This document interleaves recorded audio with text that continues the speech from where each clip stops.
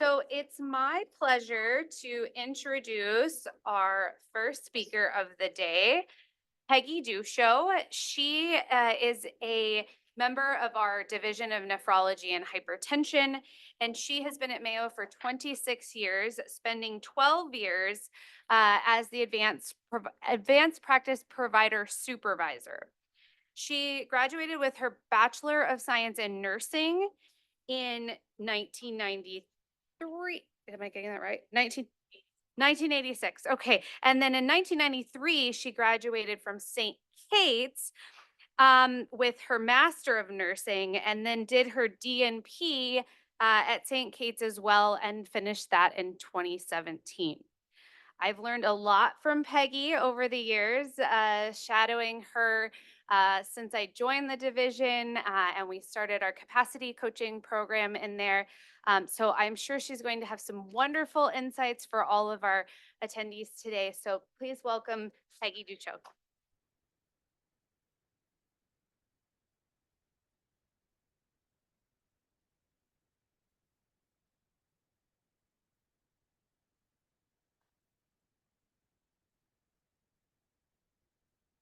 I was asked to talk about nursing care, nursing and clinical care that fits.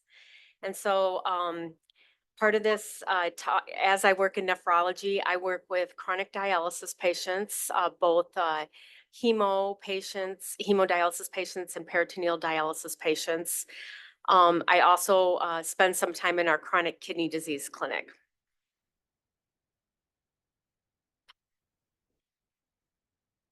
Yeah. Of course it's not.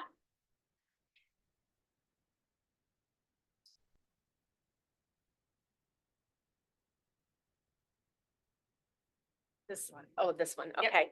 So my objectives, I'd like to explain the role of an NP. And then, especially when I went back for my Doctor of Nursing practice, uh, don't groan too much, but the nursing theory of Margaret Newman's kind of spoke to me. Dr. Margaret Newman was at the University of Minnesota School of Nursing for many years.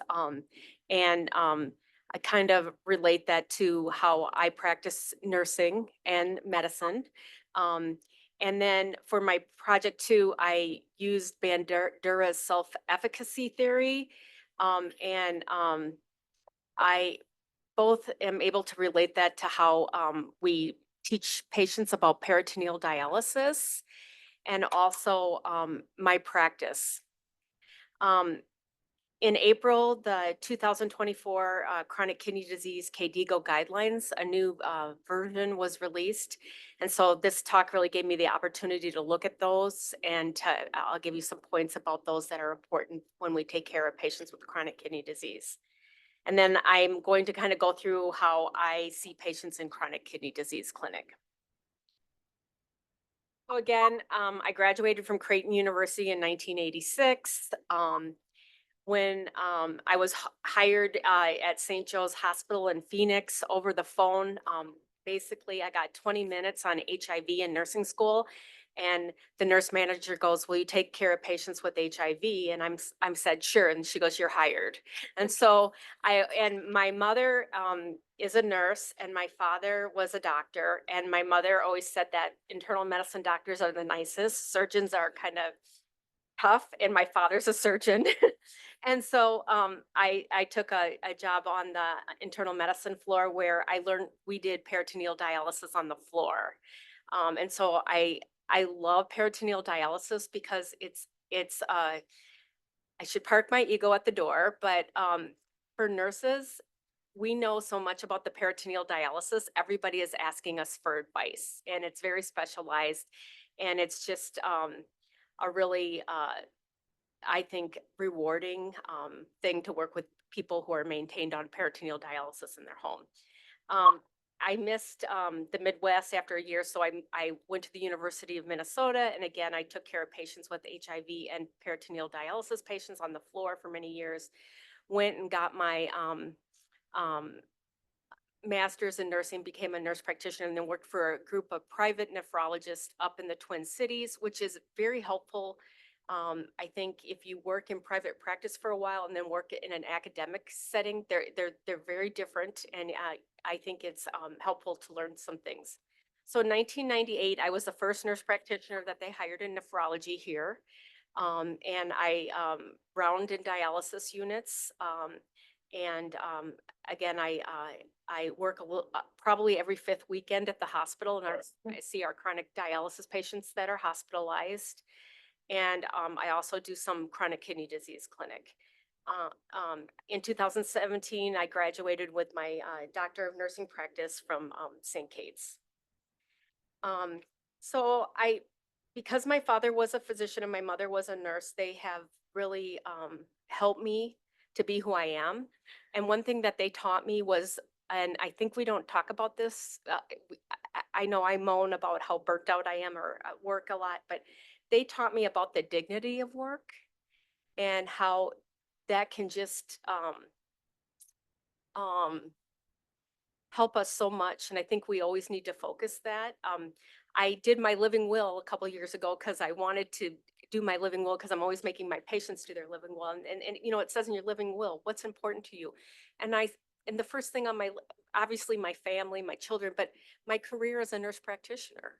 And so I think we really need to embrace that. Then I just turned 60, so I'm going to be reflective here.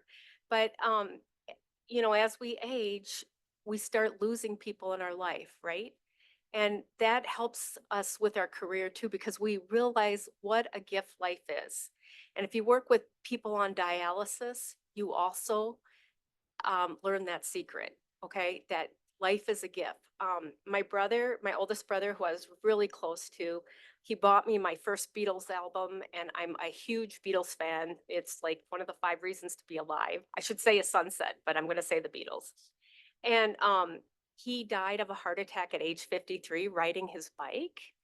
And so that has really affected me, but it helps me with my patients, right? These things help us with our patients.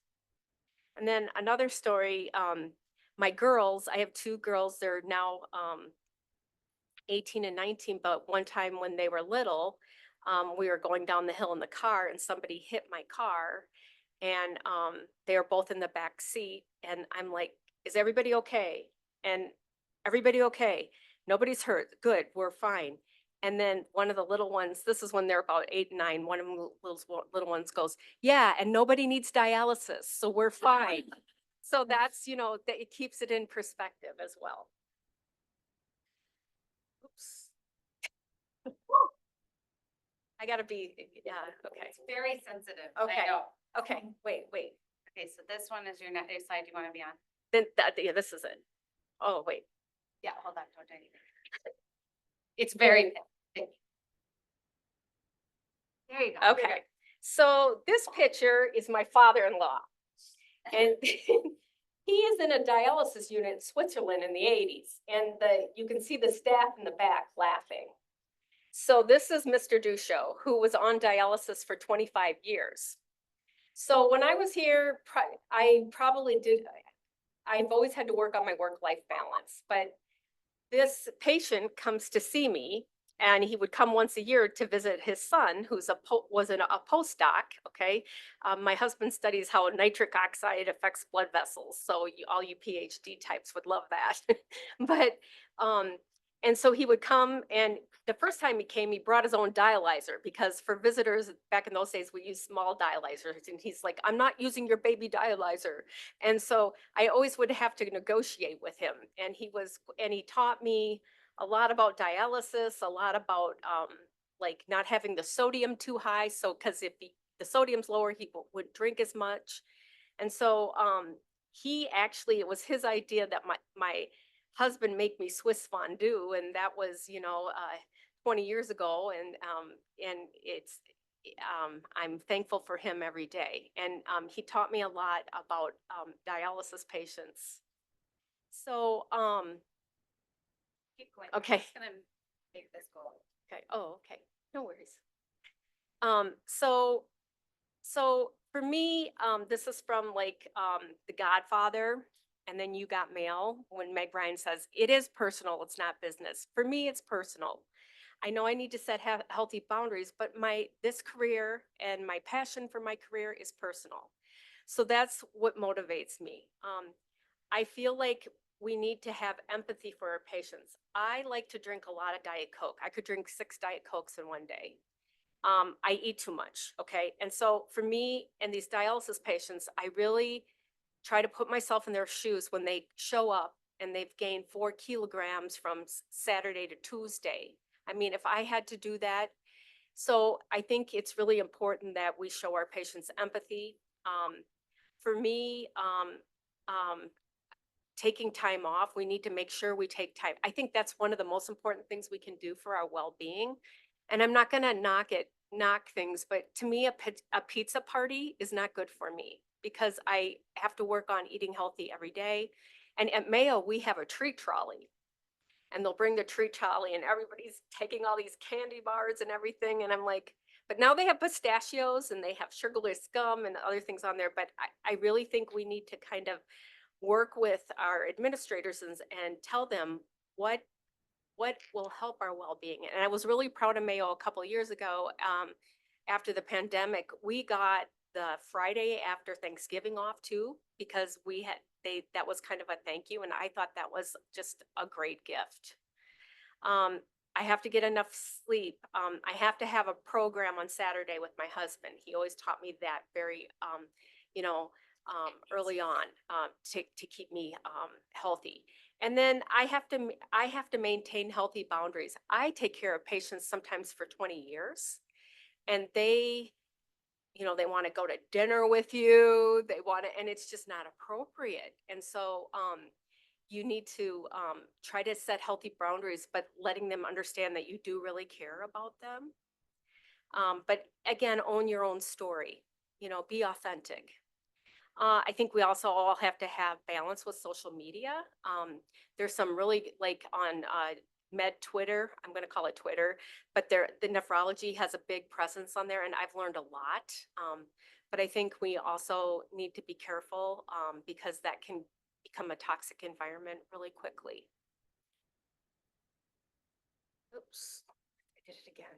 Oh no. Okay, yeah, that would be great. I'm on this one. Oh, wait.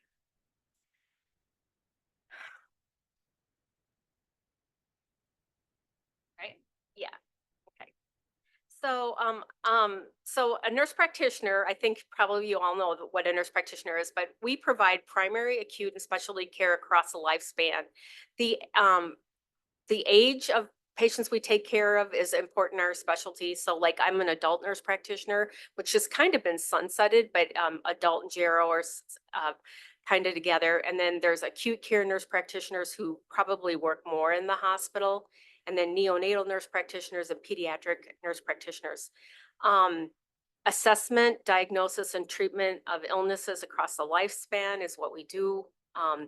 I am very clear that I'm not a physician. I wasn't smart enough to go to medical school. I tell people that.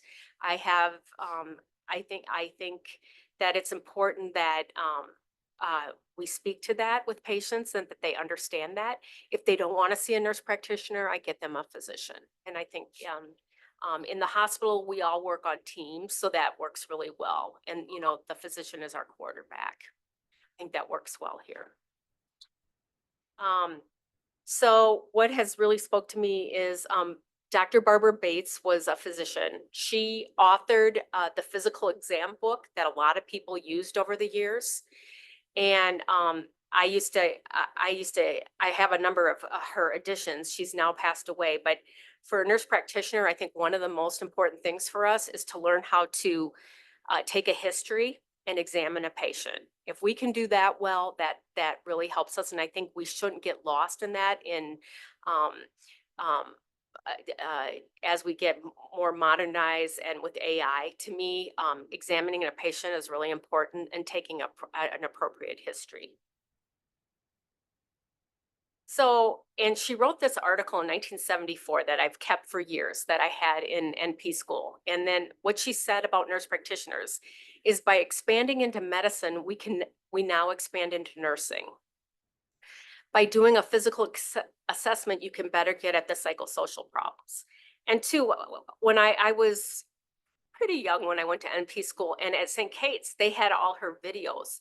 And so I could watch those over and over again of doing a correct physical exam. And that was really powerful for me.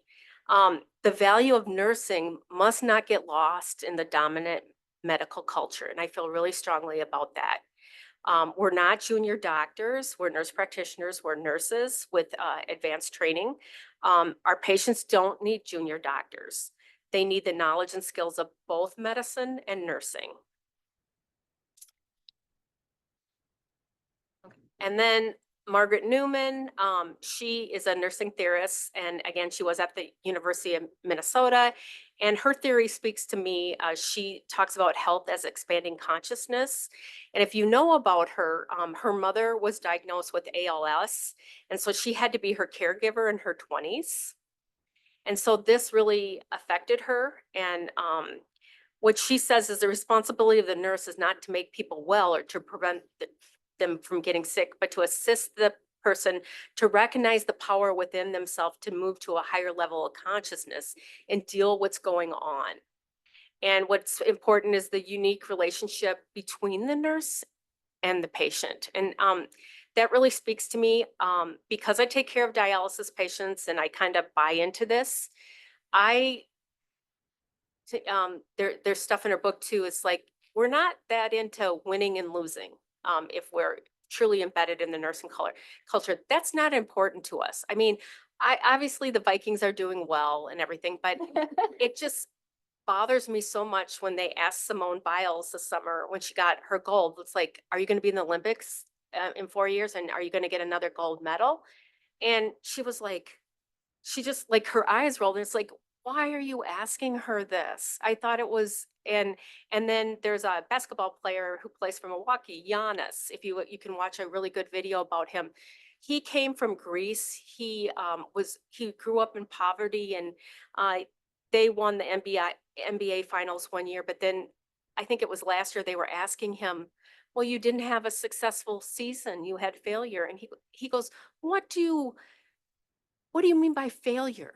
This is my job. And why are you saying this? And I thought, our American culture needs to look at this more. And so this is one thing that's really beautiful about nurses. And the other thing that's really beautiful about nurses, we'll get a call, some of us, and they'll go, I have a VIP for you to see. And I always go, oh, is it an Iowa farmer? Because we want to treat all people alike. It shouldn't matter. And so I think that's the beauty of nursing as well. What is happening? Okay, we're turning this off. Okay, I think it's this. okay. But then now I can't turn it off yet because I have to open it back up. Then I'm gonna turn it off. Okay. You should have seen Thursday. No, on Tuesday. It was way worse. Oh my Okay. gosh. It was a nightmare. Just so you're here with me, I'm fine. Okay. We're on this one? I 'Cause think we just did this. we did this, yeah. And so we're on this one. So again, her nursing theory is about the discipline of nursing. Nursing is both an art and a science.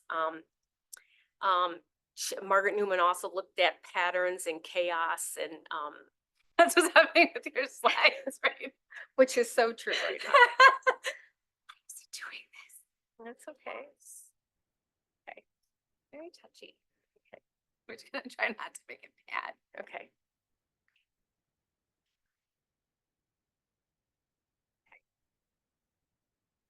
Not going anywhere. Maybe we can go backwards now. Yeah, I okay. can go back. Okay. Okay. Okay. There we go. Okay. All right. This is all. And we look at holistic care versus curing patients. We still want to have the patient function at their highest level and being present. So then the other thing that speaks to me is Bandura's theory of self-efficacy. Self-efficacy is the belief that you can succeed. And if you do things once, like your peritoneal dialysis once, the next time you're more confident to make that connection again, put the the bags on the machines. And then if you model the nurse, how the nurse, because these home dialysis nurse coordinators need to teach patients how to do this. Then you model the nurse, how they're doing it. And then you also, positive feedback works. And then also your emotions, if you try to keep your emotions in check. If you're too anxious, like when you're giving a talk, kind of affects how well you do things. But this also really speaks to me, and I use this theory for my Doctor of Nursing practice project. And then what came to me is like the whole vicarious experience modeling has become so true for me for my career and everything I do. So if I look at people who I work with, I watch others, and I have for years, and I try to model people that behave in a certain way or practice medicine or nursing in a certain way. So for example, Kathy works at our desk, and she always goes above and beyond to help all patients. And she is so nice. And I'm like, Kathy, how do you do it? And she goes, oh, Peg, you don't know what I'm thinking in my head, but I can do it, you know? And then John Dillon is a physician. And then sometimes I say I went to the Dillon Albright School of Medicine because I've followed them around for years, and I kind of know what they're going to do in any situation. And I kind of pride myself on that. And so it has really helped me. And so other people, how they act, what they do. Lynn is our dietitian. She is an Energizer bunny. And after labs, you know, she gives me the energy to do rounds with her in a nice way, talk to the patient about their nutrition and get things done. And so I really model a lot of people that I admire. So my DNP project was a case study examining self-efficacy in the home. I did a couple of home visits with 2 patients and did a qualitative study and used the general self-efficacy scale. And what I found, the main theme I found that was really helpful, and I think it's probably true for our patients, the one patient wanted to get healthy to achieve the prize of kidney transplant. And the other things that were important were that the patient, helping them being proud, cultivating support, and resourcefulness. What I found when I went the second time to do the home visit for the one patient, she wasn't doing her PD quite correctly. She was reusing her drain tubes. And so the more I was in the home, the more I learned about the patients. And I think there's value in home visits for PD patients, and more needs to be done with that. So I just want to talk about being present for patients. And one of the nephrologists I worked with for years, Dr. Norby, every time she would come on service, she would put this quote on the board for the residents and the APPs. Most people are scout when you finally see them. And so what she's saying is, we're going to go around on our patients, right? But do we see them? You know, we've got to go, you've got to do chart review, look at their labs, go round quick, come back and do your notes, but are you seeing them? And I think every time that she was on service, this has been very powerful for me. And then this was an article I read this year about humanizing nephrology and the power. We need to work on our power of social history. Like, do we know, are we really thinking about where the patient lives? What's going on with the patient? I think sometimes we kind of have their addiction issues at the bottom, but if they're not going to be successful when they get out because of that, can we try to get them help? Can we use people that are going to be advocates? And can we really look at their social history to humanize what we do? And what he also says, a good physician treats disease, a great physician treats the patient who has the disease. I think that's really important. So now I'm going to talk about chronic kidney disease and some of the new guidelines. This was published in April of 2024. They updated the guidelines from, I believe, 2012. And I think there's some helpful things to help us as we move forward. Because as you know, there are a lot of patients who have chronic kidney disease. And they had a patient on the panel, and his name was Guy Hill.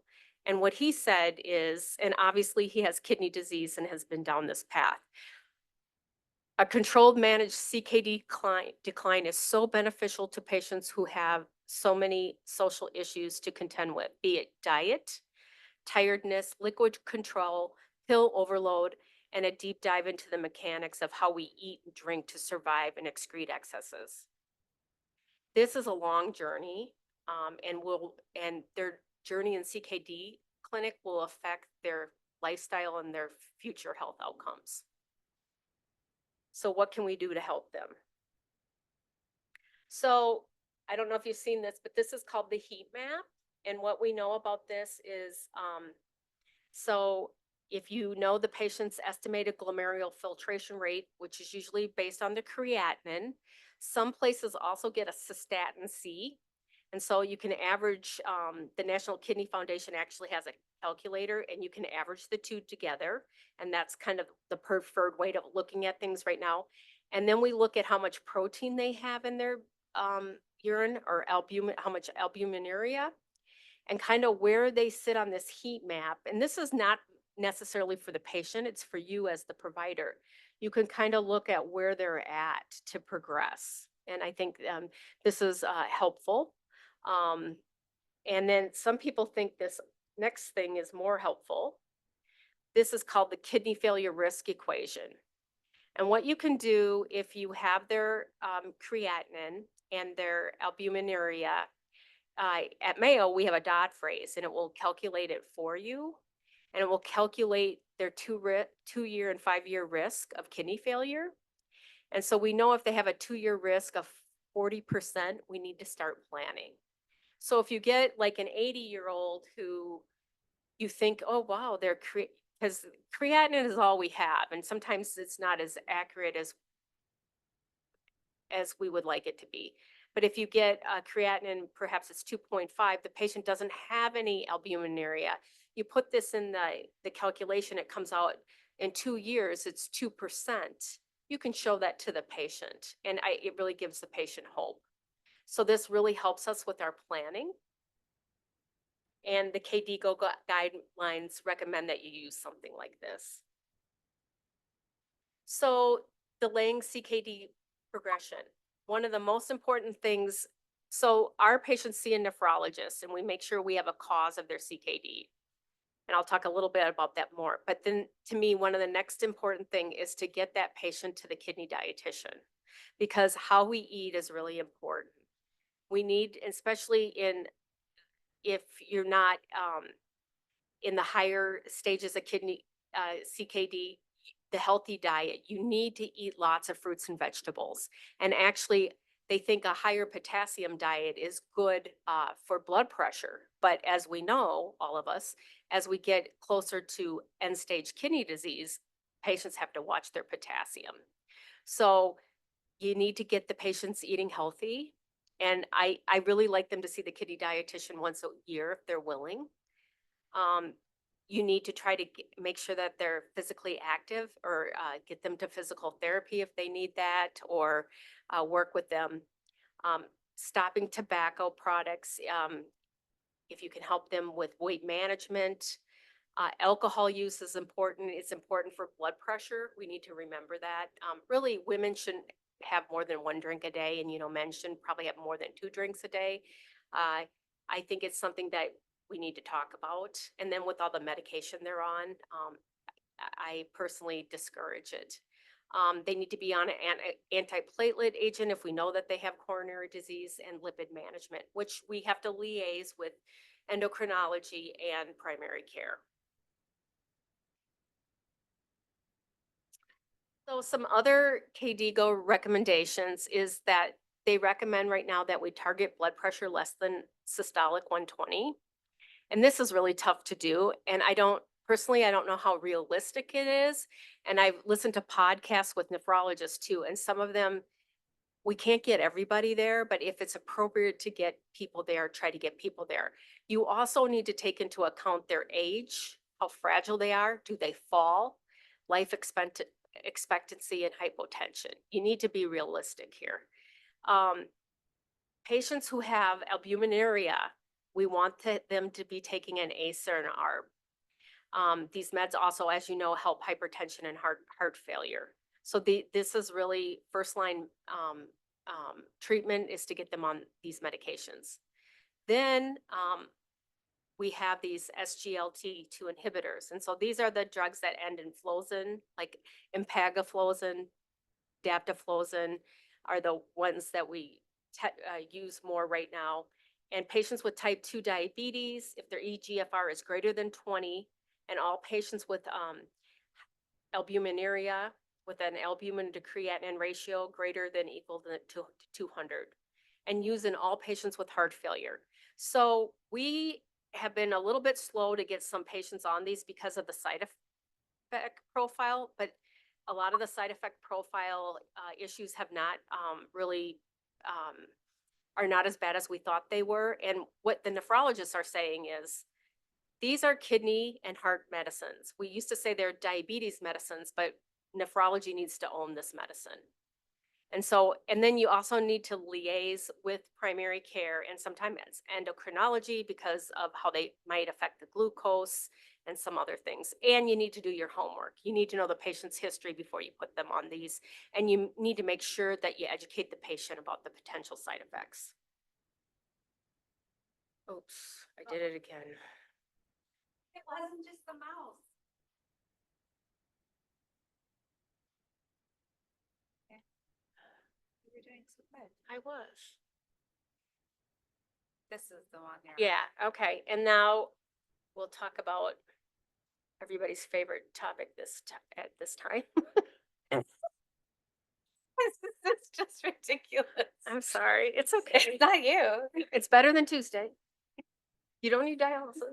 I thought yesterday it was perfect. It was. It's pretty good. Jinxed it. That's okay. It's the new screening. What are we screaming for, guys? Here we go. Got that one. Got that one. Okay. So GLP-1. So the KDIGO guidelines are in adults with type 2 diabetes and CKD who have not achieved glycemic targets, they recommend we start these medications. A lot of us do liaise with primary care and endo when we start these, obviously. The choice of a GLP-1 we should prioritize this when they have when they need it for their heart too. And the other thing, these medications have really helped people. We don't have quite an indication yet for CKD.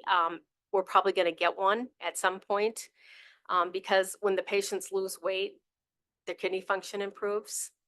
The other thing I've seen in the dialysis patients is they lose weight on these medications and then they qualify for transplant. And then you can get them listed. And obviously we heard yesterday about how we need to talk about the risk of immunosuppression. But if you can get people off dialysis and they understand the risk of kidney transplant, they really do well and they feel so much better.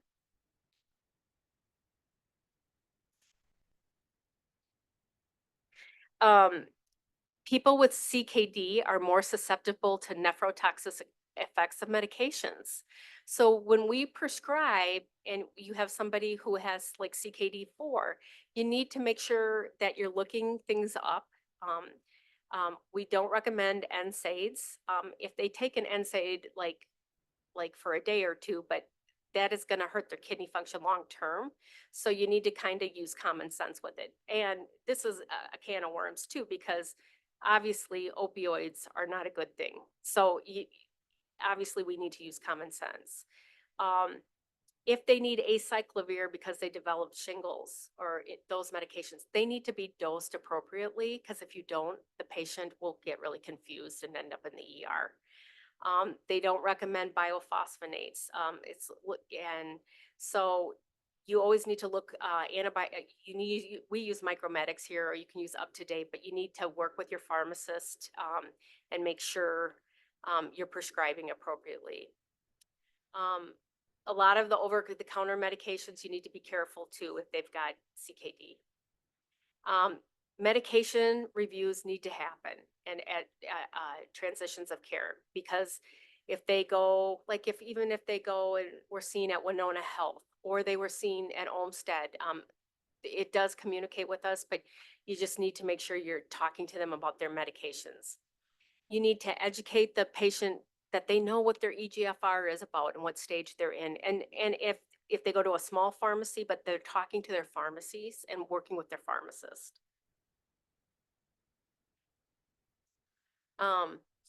In our CKD clinic, we have a multidisciplinary care team.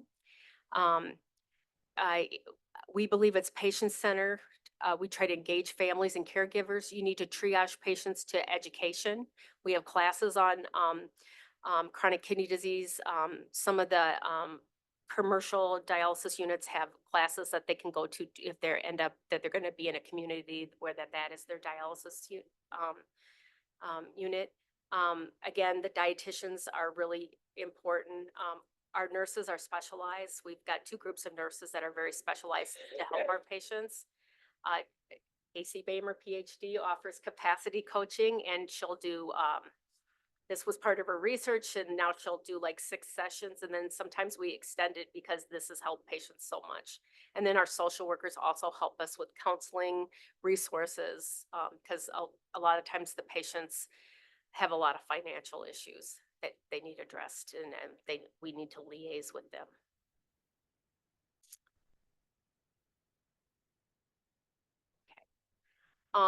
Part of my practice is to talk to them about advanced care planning, and what the KDIGO recommendations say is advanced care planning is thought to be a component of all chronic disease management. And I think we should not forget that. And I'll say to them, the patient, do you have a living will? And they're like, no, I have the paperwork at home. And I'm like, I have a living will. And I said, it's important to me. I don't know how many weeks I want to be in an ICU, and I don't know if I want a feeding tube, because I've gained and lost, the same 60 pounds 10 times in my life. And so we need to talk to them about their wishes, and either make sure that they have a healthcare agent or that they fill this out. And again, it's if they want to fill it out, but I think our role is to be sensitive to that and to work with them. I think we also need to be sensitive to cultural issues, and where the patient is coming from with their family and their culture. So we have kidney care advocates, and we have 3 specialized nurses, and this has been really good for us. These 3 nurses were also home dialysis coordinators. And so our goal with this is to make sure we educate the patients and get patients on home dialysis if they want to do home dialysis, and help support them. We also want to talk to them about supportive care. If they don't want dialysis, we still want them to come back to us, because we might need to treat their anemia and their other things, but we want to talk to them about their journey and to get them to transplant if that's needed. We also have a bariatric program where we have 1 nephrologist that will really help us if the patient needs to lose more weight, and help the patients be successful. So for me in CKD clinic, I really think it's important, and I was talking to another provider yesterday about this. You've got to do your homework before you see patients. And clinic is tough. I think of all the areas of practice, this is the hardest for me, because I have to do my homework. I need to review their chart before I see them. Otherwise, I'm really not helping them well. And then we all have to know, we have to have a knowledge of EPIC. And here at Mayo, the nephrologist would have seen the patient and to tell us, the advanced practice provider, what is their cause of CKD? So they've been appropriately worked up. They've had imaging, they've had a kidney biopsy if needed. they've had genetic testing if that's needed, and if they want to proceed with that. So for me, the medications, like I said before, like the KD goals guidelines, I really need to focus on them. I need to focus on their social history, their allergies. I recently read this, the problem list, having this accurate, some people think should be a quality metric. And we've gotten really a lot better at Mayo in the last year about having these up to date. We were kind of struggling with that, and everybody's kind of come together. And if you look at their medication list, and the medications will guide you to what their medical problems are, but to use those two things to help you. You need to have goals for both your patient and you as a provider. And I personally like to fill out the after visit summary and give them a copy of their medications and things that I want them to watch out for, and strategies for them to help their kidney disease. So my approach is I try to see patients early if possible. And if they're here, their labs are done, I get going. Because I think that is a real satisfier for patients, not to keep them waiting a half an hour because you're late in the morning. Get to work on time and see the patient at 8:30 if that's what time you're scheduled to see them. Use hand sanitizer when you enter the room. The patient has a mask on. I offer to wear a mask because I think our patients are a little bit immunosuppressed. Some of them have a failing kidney transplant. I use identifying factor, even though the desk has done that. I want to make sure, I have the worksheet turned and I'm like, oh, you live in Casson, right? And so just kind of doing that. And it's also important to do that when you call patients on the phone. Make sure you know who you're talking to. We have a one-page worksheet, and I kind of know from patients I've seen before, or based on what they like, do they want to focus on the computer together or not? If they don't, then I work off my worksheet, because I think it can be a real turnoff when you're seeing somebody and here they are. Are you short of breath? Do you have chest pain? And they're focused on doing their note. To me, that just is not helpful. And I think many patients do not appreciate that at all either. And I do start with the review of systems. I go down in and sit down and say, how are you doing? And talk to them. Review their allergies, review their medications, make sure that medication list is accurate. That's so important in nephrology, because if we miss, like somebody put them on gabapentin, and the dose is way too high, they're going to end up with tardive dyskinesia. Things can happen. Focus on the patient's cause of CKD and their problem list. I go back to the review of systems again. We focus on uremic symptoms, which are metallic taste in your mouth, nausea, vomiting, brain fog. Are you passing urine okay? All those things we try to focus on when we see them. So I kind of go, the reason for their cause, their medical morbidities. I like to know who's with them in clinic and make sure I know the person's name, if it's their spouse.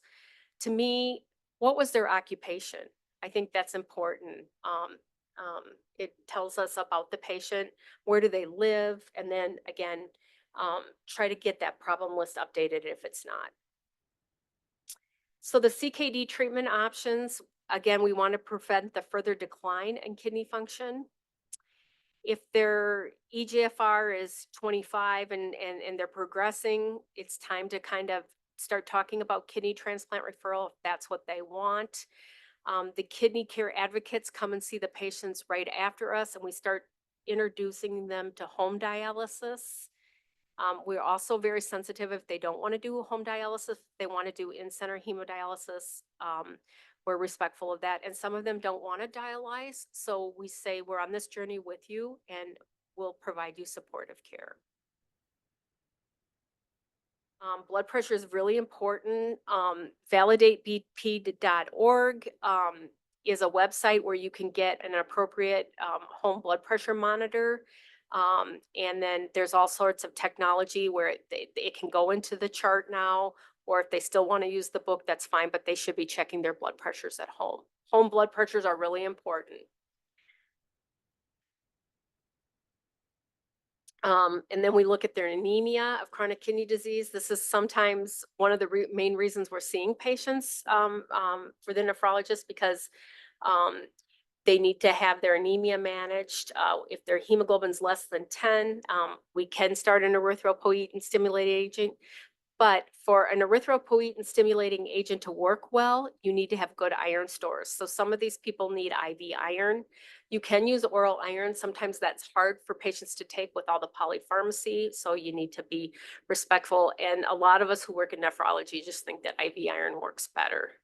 You need to look at their calcium and phosphorus and parathyroid hormone. And need to treat that as appropriately. If they're bicarbonate, now they're saying if it's less than 18, do they need sodium bicarbonate? We also know that more fruits and vegetables will help their metabolic acidosis. And then we need to look at potassium, sodium, and other labs. So next is the physical exam. How do they answer questions? Can they move off the couch? I prefer to walk out to the desk with them when they're finished. What's their functional status? I think gait is, people should document gait. I think it's really important when I see patients. Blood pressure, look at their home blood pressures, listen to their lungs, listen to their heart, and look at how swollen they are. You can look at neck veins. But I still think maybe I'm old school that this is an important part of the visit. So then I look at the after visit summary, and we have dot phrases for this, but I remind them each time, should you receive medications from another provider, remind them that you have kidney disease and things need to be dosed appropriately. I think they also need to be talking to their pharmacy. Then there needs to be a discussion about if they need a CT scan, heart catheterization, or MRI studies. They just need to know that this could affect their creatinine. I also want them to know if somebody needs to do this test, there's probably a reason. And so we don't want to miss a diagnosis. We don't want to miss a cancer diagnosis. So a lot of patients just need to be hydrated appropriately before these tests. With MRI studies now, there's now second generation gadolinium available. And so it's much safer than what they thought previously. It's really not an issue anymore. They have to be, you want them to keep track of their blood pressure. And then for sure we say for our patients, especially the older one, we'd like you to be less than 130 over 80. And, contact us if you have concerns. I teach them to watch for uremic symptoms, including fatigue, confusion, decreased appetite, nausea, vomiting, itching. If they're not making urine, I need to hear from you. To avoid NSAIDs. And then we have dot phrases for the SGLT teaching points. You need to hold that medication 3 days before surgery. They need to watch out for yeast infections. There's other more serious infections that can happen to them. They need to know if they develop that, they need to stop the medication and call us. There's also sick day rules. If a patient gets COVID or flu really bad, it's probably appropriate to hold their ACE or ARB and SGLT2 inhibitor so they don't get an AKI. And then there's special things with the GLP-1s, as you probably know, those need to be held a week before surgery. So you need to know your medications. I think that was it. Looked like it was. So that was the talk, and I will take questions.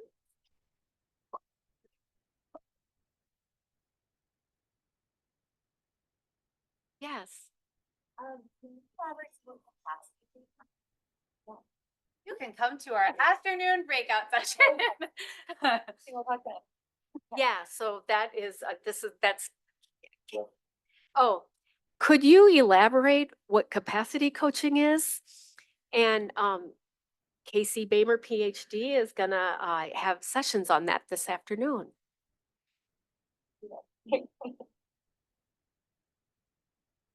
Oh, we need sorry, we got it. Uh-oh, do we have our, oh, there's our mic.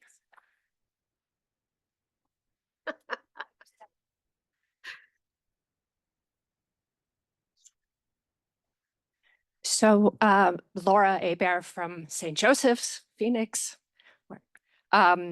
So regarding Margaret Newman's quote that you said about the difference between physicians and nurses, I'd like to hear your thoughts on what I was thinking was that the things that you were saying and what she was saying was kind of how I strive to practice as a physician.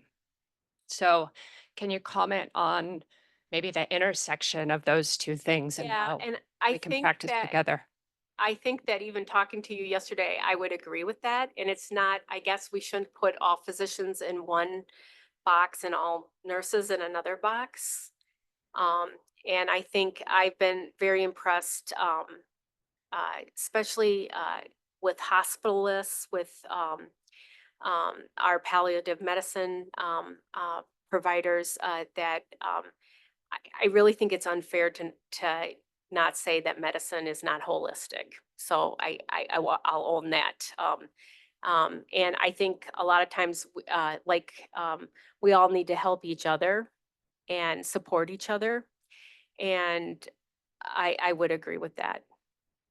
Yeah, I do think that's true. And sometimes, especially, I've kind of you learn as you get older. There's been times when I've gotten into it with patients like about their potassium. I'm like, this is dangerous. You need to, and they're like, no, I'm not going to do it or whatever. And we talked about this yesterday too. Power struggles don't always work. You need to kind of problem solve and come up with a solution.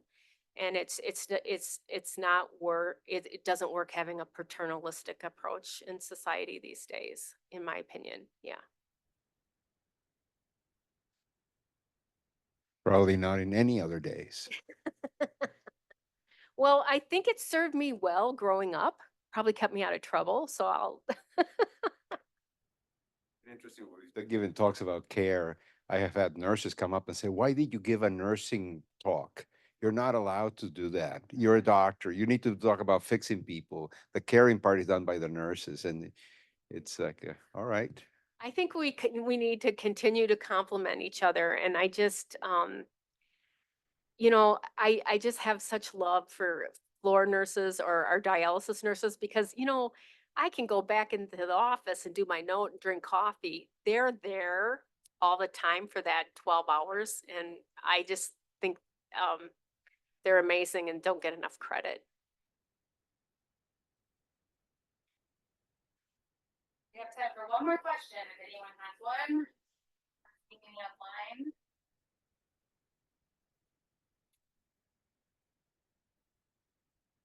Okay, Thank you. Thank you very much, Peggy. We made it.